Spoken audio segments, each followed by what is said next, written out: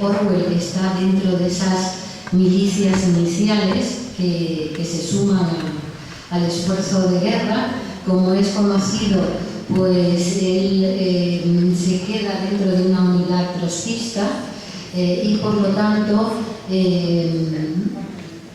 las dificultades, ¿no?, que tiene para estar en la zona republicana son mayores, y Orwell, bueno, pues es conocido su libro que trata sobre la guerra de España. Por otro lado, con respecto a Hemingway, él es un corresponsal de una agencia norteamericana, además escritor, que le va a prestar un importante apoyo, diríamos, en el ámbito de la propaganda y en un ámbito que muchas veces no se toma en cuenta en España, que es la recaudación de fondos, lo que es solidaridad. Entonces, pase de películas, de documentales, para recabar fondos para la República Española, por ejemplo, para ambulancias que vienen a España y por cierto, una de las cosas, de las muchas que se quedan en el tintero, es la sanidad. En la sanidad es donde hay mujeres en las brigadas internacionales. Fuera de eso hay muy poquitas, algunas en transporte, pero lo demás hay mujeres es en sanidad y ellas también sirven para el esfuerzo de recabar fondos, el esfuerzo propagandístico en ayuda de la República. ¿Alguien más quiere intervenir? Hay documentales, por ejemplo, que intentan reflejar, intentan educar, instruir a través del cine de por qué en España hay un golpe militar, por qué en España se necesita una reforma agraria. Entonces, esto se pasa en el exterior para recabar fondos que puedan ir pues a una ambulancia o para un documental que se pase en los países de origen y que sirva para la solidaridad económica. Es decir, que es un mundo que ya está bastante trabajado, pero yo siempre le digo a mis alumnos de doctorado que no hay temas cerrados. Es decir, todo tiene un ámbito en el cual puedes trabajar y aportar. Y eso yo creo que en fin, para los jóvenes que están aquí, no tan jóvenes, pero que les gusta trabajar e investigar, bueno, me parece, por cierto, magnífica estas jornadas de testimonios. Bueno, pues realmente hay un mundo, ¿no?, de trabajo que se puede hacer, por ejemplo, a partir de testimonios y otras fuentes, que eso también es importante. Adelante. Sí, no, te quería preguntar que ahora comente algún personaje interesante, porque hay personajes muy interesantes en la brigada. Javier Reverte rescató a John Comfort, un bisnieto de Darwin, un intelectual muy interesante, jovencísimo. Y yo descubrí hace unos años a un personaje aún realmente alucinante, porque es un chico de la aristocracia británica, un sobrino de Churchill, es Monroe Mili, que tiene una historia apasionante porque sobrevivió a una batalla que fue una masacre, Boadilla, regresó a Inglaterra y allí se enamoró de una de las hermanas Mitford, Jessica, y se escaparon a la guerra civil. La historia alucinante, no sé cómo no se ha hecho una película, una serie. Y claro, que bueno, eran chicos de la altísima sociedad británica, pues mandaron un barco a recogerlo, ellos se negaron a irse, se quedaron aquí, bueno, hay historia increíble. Y también me da curiosidad, hay también un grupo de brigadistas judíos, ¿no? Así es. Si no, me gustaría que hablara de los brigadistas judíos o de algún otro personaje así interesante, porque la mayoría eran chicos procedentes del mundo obrero, pero hay una minoría que salía de las clases altas intelectuales, ¿no? Así es. ¿Verdad? Muy bien, porque ya sabéis que hay muchas cosas que se quedan en el tintero, con lo cual con las palabras pues también contribuye a ampliarlo, ¿no? Evidentemente, los miembros de las brigadas internacionales procedían de lo que llamaríamos el proletariado consciente, ¿no? Obreros que formaban parte de los sindicatos, que formaban parte de los partidos políticos, y con esto también, bueno, pues añadir que era una organización de izquierdas. En esa organización de izquierdas el predominio era del Partido Comunista, y la Internacional Comunista es la que presta, diríamos, su capacidad de su presencia en un gran número de países del mundo occidental para la recluta, o mejor dicho, el reclutamiento de los voluntarios. De cómo hacer que un alemán, cuyo país está en manos de los nazis, pueda llegar a España. Y luego también hay componentes nacionales muy curiosos. Por ejemplo, hay algunos chinos. ¿Por qué? Porque estaban trabajando en Francia, en la Renault de Francia. Entonces de allí se incorporan a la unidad francesa. Hay aproximadamente pues unos 5.000 norteamericanos, y dentro de estos norteamericanos hay un núcleo latinoamericano, es decir, hay cubanos, hay uruguayos, hay argentinos, y una gran parte de ellos está en la 15 Brigada Internacional, puesto que habían en ocasiones emigrado a Estados Unidos y de ahí parten para la España republicana. Hay que recordar que es ese núcleo norteamericano el que todavía hoy existe, evidentemente, en sus descendientes, y que además con esa capacidad que hay que reconocerles para el mundo del espectáculo, pues hacen conmemoraciones anuales en la cual invitan a gente del cine y a gente del mundo televisivo para que intervengan y para que también recabar fondos para lo que es el ALBA, ¿no? Se llama la Asociación de Voluntarios de las Brigadas Internacionales, de la Abraham Lincoln de las Brigadas Internacionales. Y por lo tanto, bueno, pues este núcleo sigue existiendo, y de hecho ha venido a muchas conmemoraciones que se han hecho después de la muerte del general Franco. Es decir, que cuando se ha logrado volver a la normalidad democrática, con sus problemas, ya sabemos, pero se han hecho encuentros muy hermosos con aquellos voluntarios de la Abraham Lincoln que vivían, y yo tuve el gusto de conocer a algunos de ellos, que además me hacía mucha gracia porque eran muy izquierdistas, y eran también muy norteamericanos. Entonces tú veías a un señor muy mayor que llevaba una camisa de flores y que bueno, pues llevaba sandalias con calcetines, y tú decías, pues fíjate, un poco chocante, ¿no? El estereotipo de anglosajón junto a una lucha política de izquierdas muy contundente, y de hecho ellos hasta el último momento han participado en manifestaciones allí en Estados Unidos, pues pidiendo que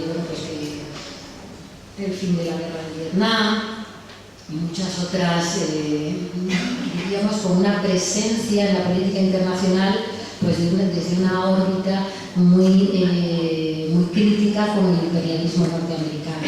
O sea, que realmente es una historia también preciosa. Tiene la palabra Juan Hidalgo, que ha levantado la mano antes. Juan.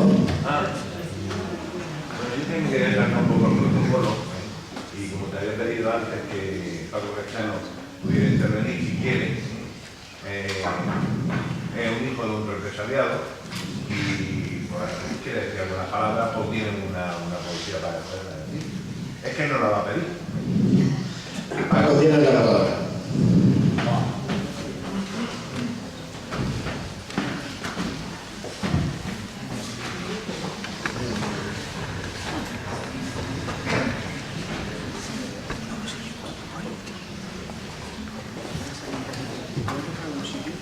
Mira, otra cosa que quiero preguntar. Se ha formado un volumen de memoria de brigadistas. ¿Cuántos libros calculas tú que se han publicado con la experiencia y la memoria de los brigadistas? Hay que decir que la novedad, bueno, ya sabéis que normalmente se dice Escrito por ellos mismos, me refiero, Sí. no otros sobre ellos. que se dice sobre la guerra civil, que es el tema sobre el que más se ha tratado después de la Segunda Guerra Mundial. Pero sobre los brigadistas hay que recordar que muy recientemente se está procediendo desde la Universidad de Salamanca a la revisión de obras de brigadistas que no se encontraban, vamos, en la Biblioteca Nacional. Y Romilly, Sí, y de Boadilla. Boadilla se acaba de reeditar. Y con respecto a lo que tú decías de ese pequeño núcleo de la, diríamos, de la oligarquía, de la nobleza, que participa en las brigadas internacionales, por ejemplo, se ha reeditado la obra de Catherine Azor, duquesa, que participa en las brigadas internacionales, reflectores sobre España. ¿Cómo se llama? Catherine, que es Catalina Catherine Azor, Atholl, que es algo así como reflectores sobre España, que es lo que querían, bueno, poner la atención sobre lo que estaba ocurriendo en España. Y se ha reeditado, perdón, que ya termino, que se ha reeditado pues hace un par de años. Y el de Romilly pues hace menos todavía. Bien, si les parece oportuno, le vamos a dar la palabra a Paco Cachano.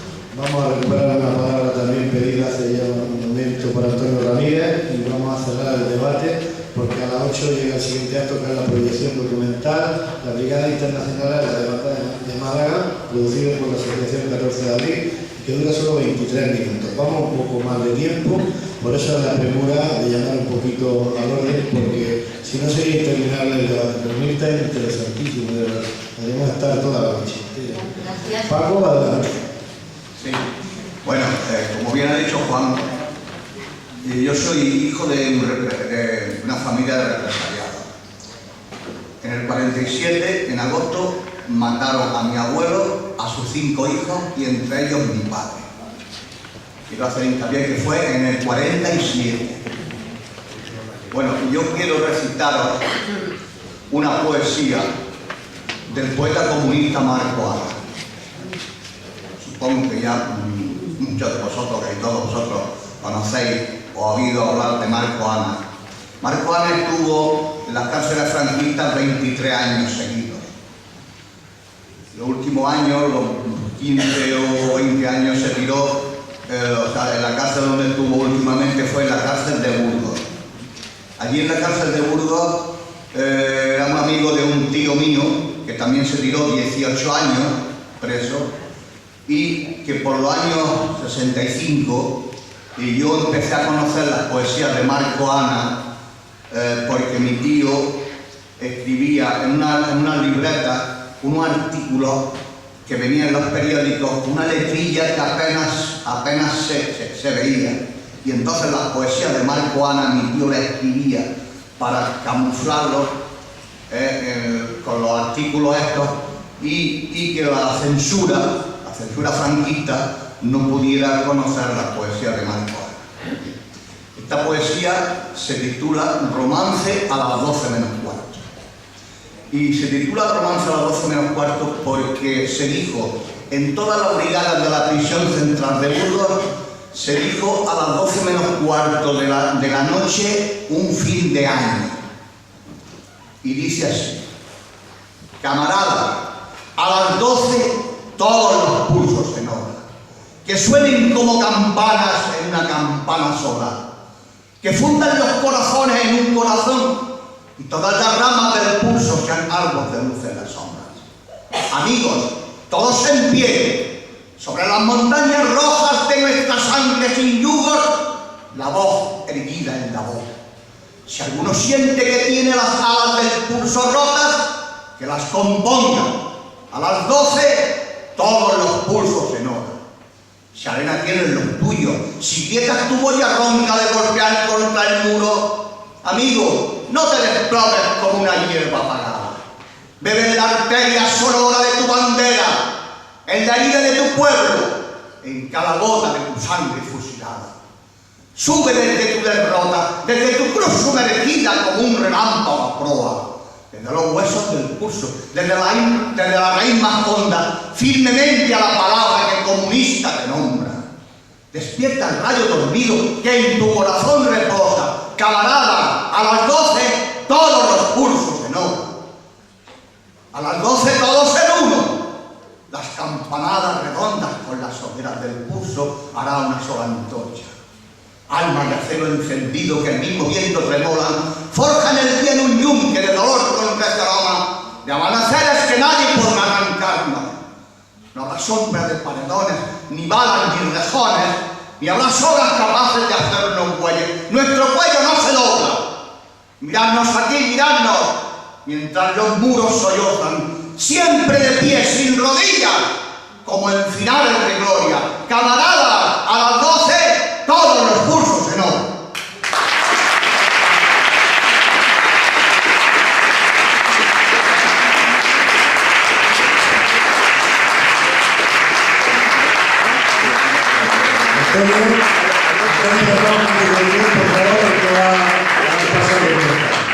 Adelante, tienes la palabra. Muchísimas gracias, Francisco Cachano.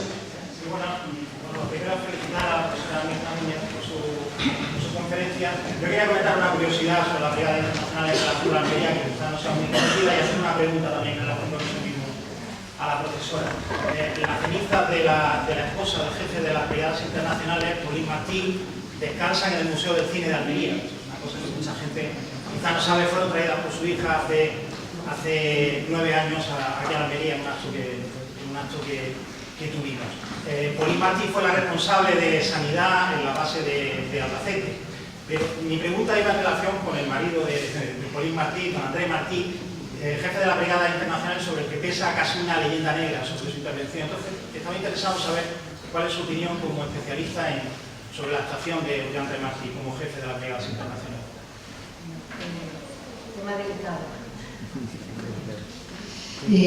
Sin duda, André Martí fue un personaje cuestionado incluso ya durante la guerra. Yo diría que hay que hacer un nuevo acercamiento a su figura, porque ha caído tanto sobre él que no sé hasta qué punto es veraz todo lo que se dice de él, ¿no? Me alegra saber lo de Pauline Martí, yo no lo sabía, y hay que ver los avatares de la vida, ¿no? Que estén aquí, y me alegra mucho, por supuesto, ¿no? Yo creo que hay que recuperar las brigadas internacionales en todo lo que significa solidaridad y fraternidad humana, y ellos fueron excelsos en ese terreno. Diríamos los garbanzos negros que existieron, y parece que a André Martí en Francia se le ha tratado, se le ha estudiado más. Yo creo que está también pendiente de revisión, puesto que sí hay muchos elementos negativos sobre él, pero me gustaría que se equilibrase un poquito más esa figura. Vamos a dar paso, finalizamos así el debate, la ponencia. Estamos fuera de tiempo ya, de verdad. Es que como no cortemos, no se va a cortar nunca, va a seguir así. Y ahora procedemos a documentar que va a presentar nuestro compañero Rafael Jiménez, a la cual ya llamamos por aquí. Un fuerte aplauso para despedir a Mirta y a Rafael.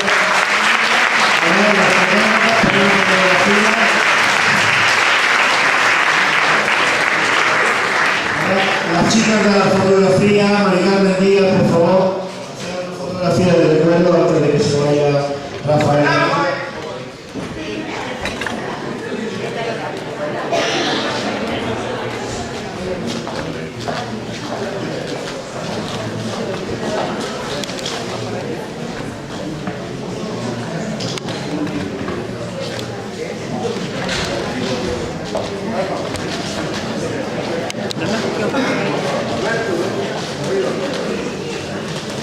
¿Puedo caer con el cartel?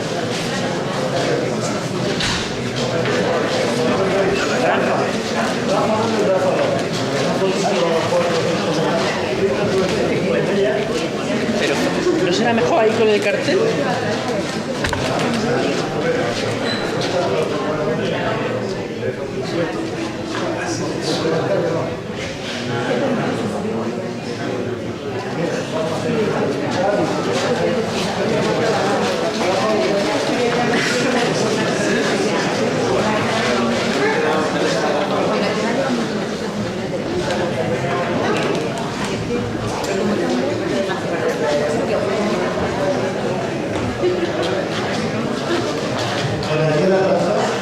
Rafael Jiménez Torres, profesor de Filosofía de la Mañana, miembro de la comisión organizadora, ya desarrolló en la mañana de ayer una disertación contextualizada sobre el papel de las brigadas internacionales en la igualdad de Málaga. La repito aquí también para el público almeriense en general. Adelante, Rafa. Sí, gracias, Fer. Mirta, ¿dónde está? Gracias, Mirta, por tus palabras de esta tarde, tus palabras de esta mañana. Esta mañana hablábamos de la mujer republicana, de las maestras republicanas. Gracias por recordarnos quiénes somos, de dónde venimos y el camino a seguir a quienes nos dedicamos a esta profesión tan digna como humana, la enseñanza. Un alumno avispado pregunta: ¿cuándo empieza la guerra de España? A veces pienso, no voy a ponérselo fácil. 1814, Fernando VII vuelve a casa, a una casa destrozada. Francisco de Goya y Lucientes no es un brigadista internacional. Sino un fiel testigo de una época, de su época. Le duele España, sus semejantes. Él me dice: entierra dos españoles sin rostro en la tierra, le das un garrote a cada uno y la España de Machado cobra pujanza. Duelo a garrotazos, serie de pinturas negras. Es una de las visiones para poder daros estas palabras. Bienvenidos todos al octavo encuentro de testimonio de la guerra de España, la última guerra idealista. ¿Ideal o idealista? Romántica, de principios. No hay honor en la guerra, ni guerra justa. Sí hombres y mujeres del ayer, de hoy, que apuntalaron las libertades y un estado de conciencia. Desbandad de Málaga, pueblo de Málaga y las brigadas internacionales socorriendo a una España abandonada que fue grabada a sangre y fuego por la infamia.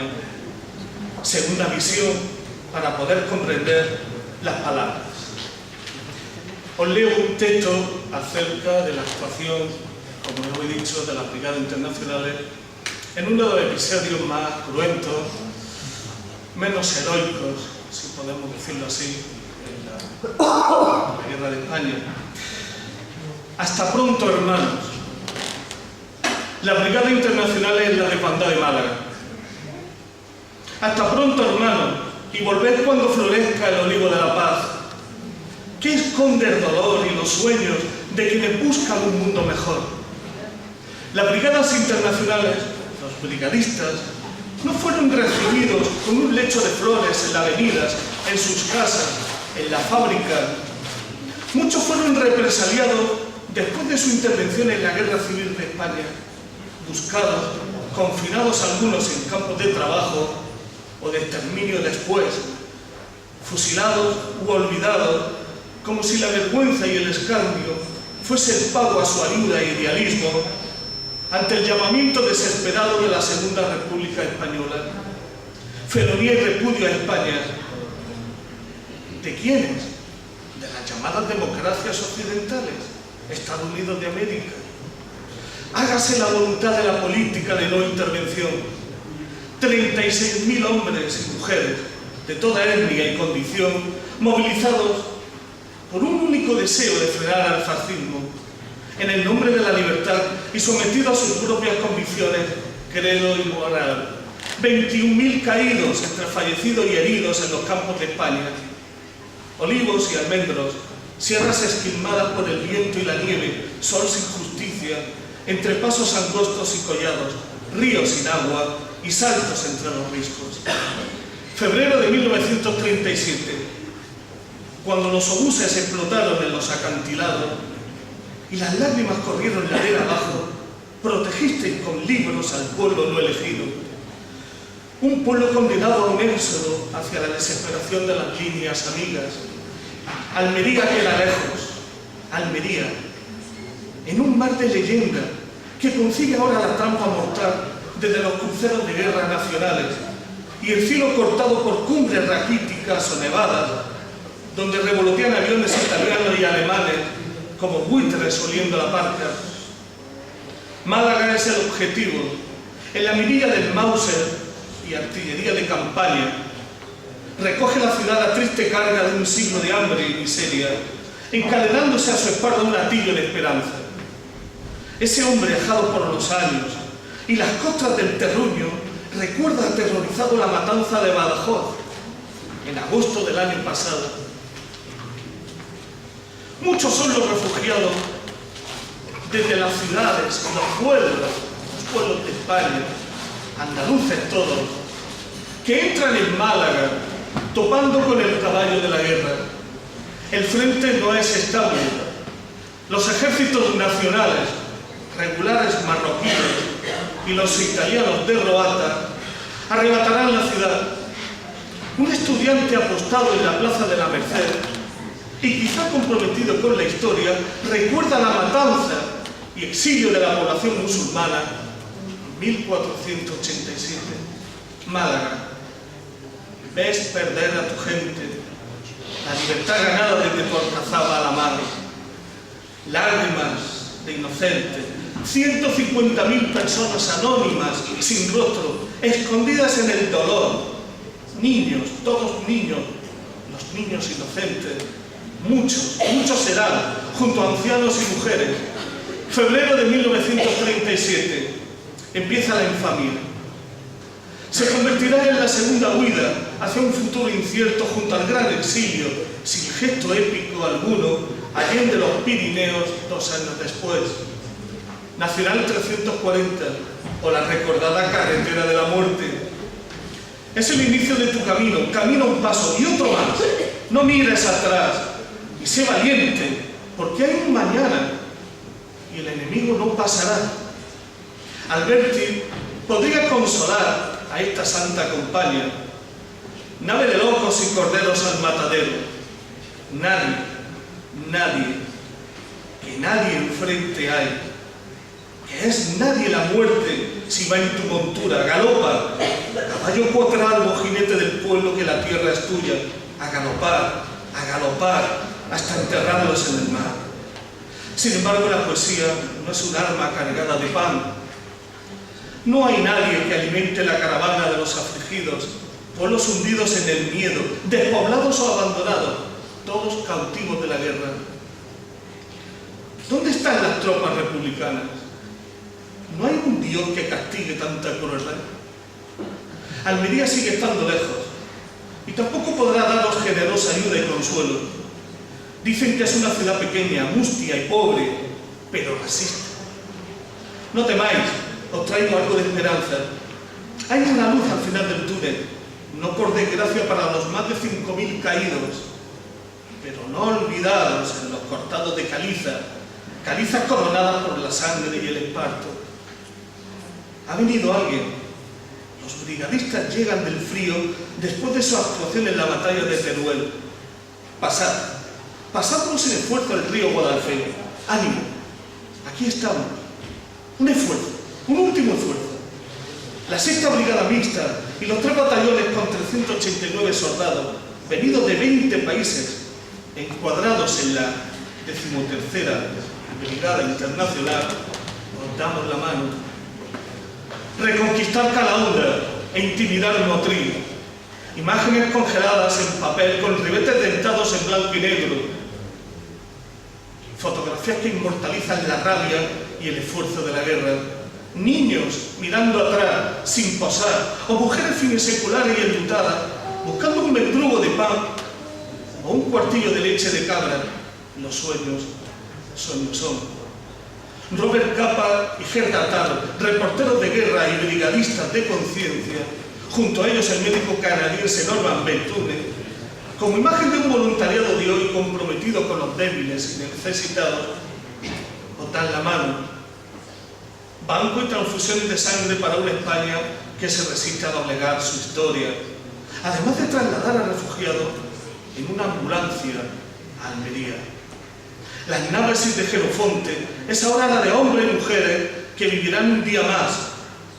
No hay heroísmo en la muerte, sí en la memoria. Las hostilidades no han terminado, aunque el frente y sus líneas se estabilizan hasta el final de la guerra. Dicen que los brigadistas arrojaban libros en el camino, o quizás la idea de parapetarlos en forma de casamata, nido de letras, no de ametralladoras.